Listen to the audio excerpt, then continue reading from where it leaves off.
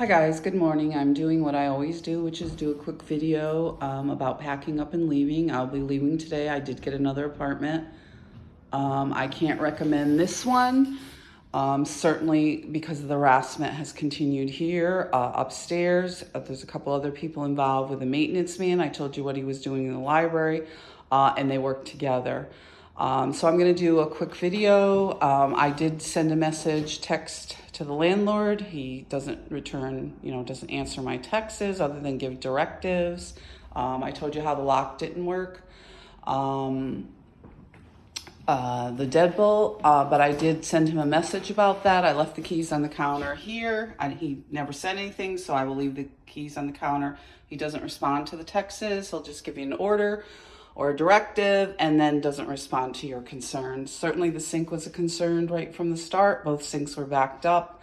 I was going to get Drano, but of course you can't have anything in the sink in order to put the Drano in, so that doesn't work. It has to be snaked or some other means. And that was done as soon as I moved in. And the same with the stove. I waited a week, lost $100 worth of groceries, and didn't want to fool around with that because I smelled gas and I didn't want to fool around where the pilot is. I asked in a nice way if the maintenance man could check that. He couldn't seem to get around to it, but he was here every day, all day long. And certainly whenever the one went out upstairs, then he would get here. So it's kind of like a relay with these people. So we'll go through.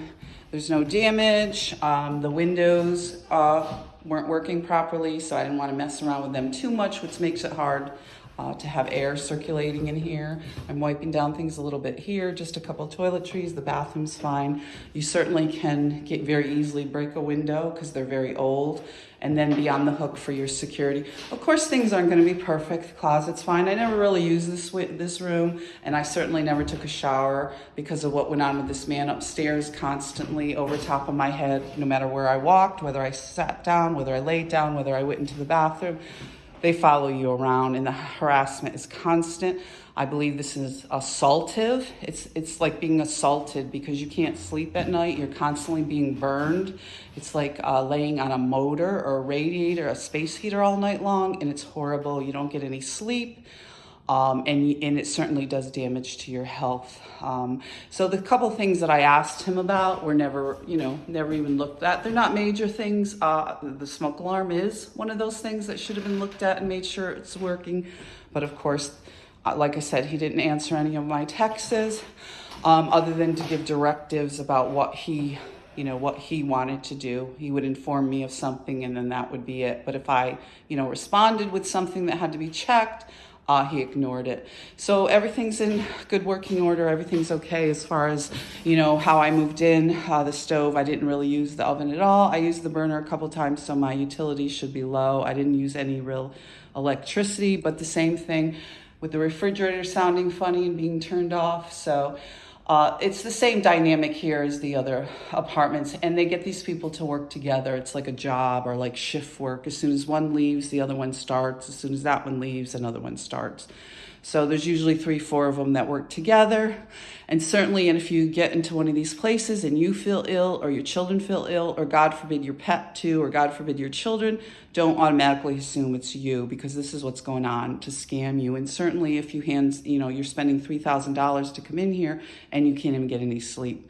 By the time you move, with the rent, the security, you go through all the screening, which they put you through hell with, these leases are so long and so in depth, and you're scrambling because you're leaving a domestic abusive situation, and you come into one of these places and this is the kind of harassment, and I believe it's assault. Because this is a weapon that they're using to impact your health, and they work together. And certainly it's some sort of electrical device, because it either runs off the furnace, which is why in this case they either keep it running. These old furnaces they don't want to replace, they haven't maintained. And this one didn't sound right at all either. And certainly considering the men that work together around here, I wasn't comfortable with the whole garage situation here. There's a backyard garage, which in most cases wouldn't be a problem, but there's constant men here. There's constant cars. There's prostitution going on. So again, this is my lived experience. Your mileage might be different. You might want to consult a lawyer, an expert, but certainly where prostitution's going on and these kinds of things, I don't want to be involved. There's a school right over there. There's the Archdiocese. There's, you can see the buses going through. There's St. Catherine's over there. So certainly more people need to speak out. I know some people can't, and I certainly wouldn't had the situation been different. I know it's hard with a professional career, but as a woman alone, we do need to speak out and confront these kind of monsters in the neighborhood that are forcing people out. And they do work together. These men get together, and whether it's trafficking, prostitution, preying on children, just stealing your money, this is what's going on. So be safe out there, guys. And certainly after you report domestic violence, you're scrambling in a situation like this to at least get some sleep, get some safety, and get on your feet. And this is what these men get together and do. And certainly there's a couple of women involved here that, with the whole garbage thing. And that's been from the beginning up there on Ridge Road, when she used to go through the garbage and then call the police on people and get people in trouble for whatever they have in their garbage, whether it's alcohol, pills, whatever they can get, whatever you eat, whatever you buy. She had called on the prior tenant numerous times, and she tried to do the same to me, but she didn't really get away with it. So be safe out there. This continues to be the dynamic as we continue to confront the housing crisis. And certainly when you're trying to leave a domestic abuser, often these other abusers will pile on because of their extremist, their extremist views and their violence. Be safe out there, guys.